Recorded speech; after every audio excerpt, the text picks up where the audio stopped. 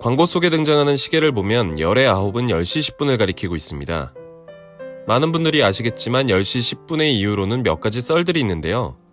오늘은 이에 해당하는 썰들과 일반 시계에 대적하기 위한 스마트워치, 그리고 삼성과 애플 사이의 묘한 시간 신경전 썰들을 풀어봅니다.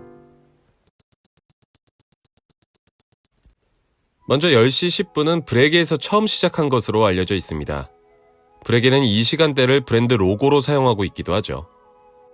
그런데 이렇게 10시 10분이 시계 광고에 자리 잡은 이유는 뭘까요?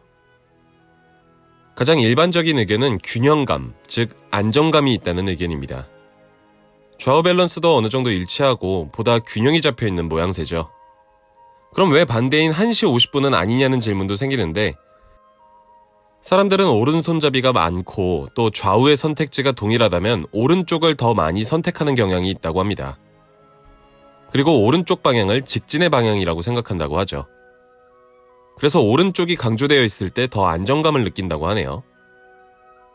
시침의 길이가 더 길어서 더 강조가 되니까 1시 50분보다 10시 10분이 더 안정적이라 느낄 수 있겠습니다. 그래서 보면 일반적인 시계뿐만 아니라 독특한 다이얼의 크로노 스위스도 10시 10분을 맞춰놨고 원핸즈 시계도 10분 안팎의 시간대에 위치해 있는 걸 볼 수가 있습니다. 그렇다고 1시 50분이 아예 없는 것도 아닌데요. 대표적으로 랑에온트 제네의 경우가 이 시간대를 사용하고 있죠. 안정감을 좀 더 이야기해보면 역삼각형 모양인 10시 10분보다 정삼각형 모양인 8시 20분이 더 안정적으로 보이기도 하지만 이어지는 이야기를 생각해보면 10시 10분이 더 합리적인 선택일 수 있습니다. 표현이 좀 이상한데 여기에는 이제 기능적인 이유도 뒤따릅니다. 날짜창의 경우는 보통 3시, 4시 반 혹은 6시 방향에 위치하는 게 일반적이고 크로노그래프는 3시, 6시, 9시 방향에 있어서 10시 10분이 시인성과 가독성을 방해하지 않는 황금 시간대이기도 합니다. 하지만 10시 10분이 모든 브랜드와 시계에 똑같이 통용되는 건 아닙니다. 크게는 브랜드 로고를 포함한 다이얼 디자인이나 크로노그래프와 날짜창도 신경 써야 하죠.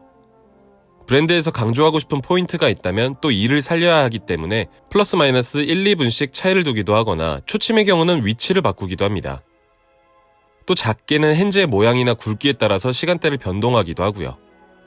심할 경우에는 10시 10분을 아예 포기하는 경우도 종종 있습니다.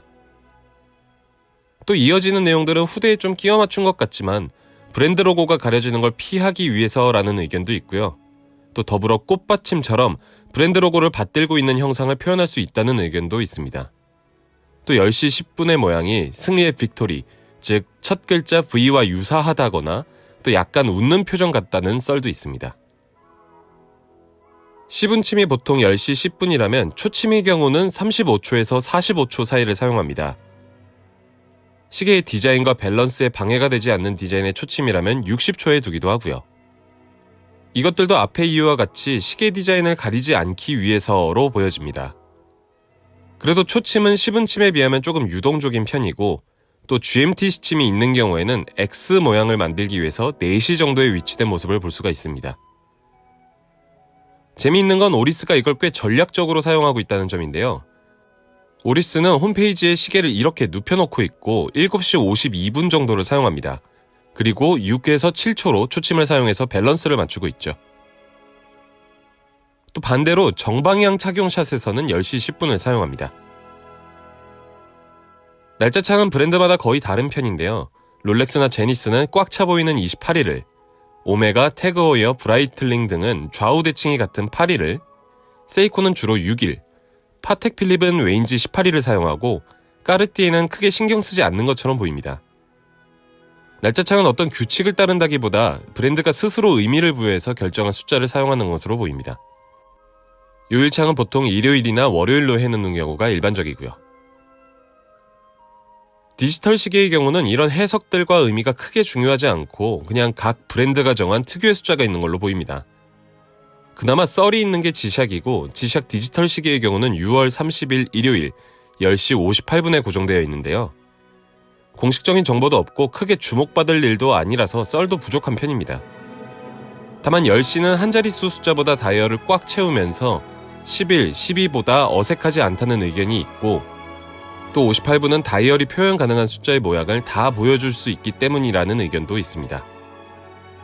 6월 30일이라는 이 날짜는 아시아권에서는 하절기라서 햇빛을 오래 받을 수 있는 날짜라는 점을 주목하고 있고, 일요일은 모두가 좋아하는 쉬는 날이기 때문이라는 주장이 가장 흔합니다. 당연히 정설은 아니고요. 아나디지 시계에서는 일반적인 시계와 비슷하게 10시 8분, 날짜는 똑같이 6월 30일 일요일을 사용합니다. 자, 그럼 스마트워치는 어떻게 하고 있을까요? 바야흐로 2014년 애플워치, 당시에는 아이워치라는 가명으로 불리기도 했던 애플워치가 출사표를 던집니다. 스위스 시계 산업을 공경에 처하게 할 것이다 라는 말과 함께요. 지금도 여전하지만 당시에도 애플 기기에 대한 신뢰도가 높았고, 또 새로운 기술 그리고 디자인과 편의성에 주목하면서 많은 언론들이 제2의 쿼츠 혁명, 또 스마트워치 혁명 등을 염두하면서 수많은 기사를 뽑아냅니다. 그래서 어떠한가? 결론만 두고 보면 판매량 자체는 스위스 시계 시장을 크게 앞질렀습니다. 하지만 쿼츠 혁명 때처럼 기업들이 파산을 한다거나 시장이 휘청거릴 만큼의 영향력은 부족하다는 게 중론입니다. 이런 짤들이 돌아다니는 걸 보면 위기감이 전혀 느껴지지 않죠. 스마트워치에 대한 이야기는 다음에 다시 자세히 하기로 하고, 애플워치가 앞서 말한 이 출사표를 던지면서 기존의 시계 시장과 묘한 신경전을 벌입니다. 바로 디스플레이 시간 표시를 통해서요. 앞서 우리는 시계 시장에서 시계를 광고할 때 10시 10분을 기준점으로 잡는다는 걸 알아봤습니다.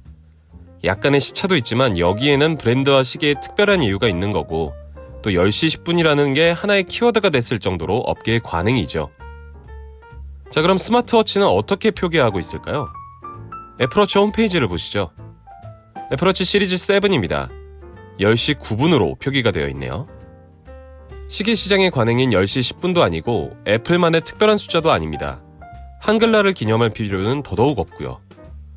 다분히 의도적인 숫자라고 볼 수 있고, 오피셜은 아니지만 이를 두고 네티즌들은 일반 시계보다 빠른 시간대를 설정해서 더 앞서 있다는 느낌을 주기 위함이라고 해석하고 있습니다. 애플은 시리즈 1부터 이 시간대를 사용하고 있고, 확실히 출사표대로 일반 시계를 앞서겠다는 의지를 숫자를 통해 표현하고 있습니다. 그럼 스마트워치의 양대 산맥인 갤럭시워치는 어떨까요? 10시 8분인 걸 확인할 수가 있습니다. 일반 시계를 비롯해서 애플워치보다도 더 앞선 시간대를 사용하고 있네요.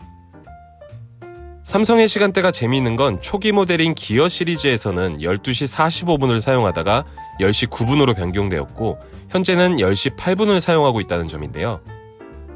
옴니아 시리즈를 출시할 때부터 든 생각이지만 삼성이 애플보다 후발대 같다는 생각이 드는 건 어쩔 수가 없습니다. 또 이런 광고 시간대의 잦은 변경이 의도가 없다고도 말할 수 없겠고요. 물론 시계 회사들은 이것들을 별로 신경 쓰지 않는 것 같기도 합니다. 라이벌격이라고 할 수 있는 브랜드가 광고를 통해서 묘한 신경전을 벌이는 건 흔히 볼 수 있는 사례입니다. 콜라, 자동차, 아니면 말씀드린 애플과 삼성도 스마트폰 광고에서 흔하게 볼 수 있죠. 자, 가장 처음에 등장한 시계, 그리고 시계보다 앞서고 싶던 애플, 그 애플도 넘어서고 싶은 삼성의 묘한 신경전입니다. 사실 소비자 입장에서는 눈여겨볼 내용도 아니고, 이런 부분들이 작다면 작고 크다면 큰데요.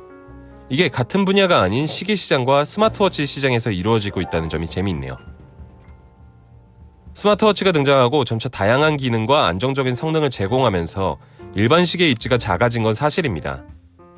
필수품으로서의 가치가 떨어지고 액세서리의 역할을 수행하고 있죠. 쿼츠 혁명이라는 큰 산도 넘었던 시계가 이런 신경전과 기술의 발전 속에서 어떻게 살아남을지 귀추가 주목됩니다. 저는 더 재밌는 영상으로 찾아오겠습니다. 감사합니다.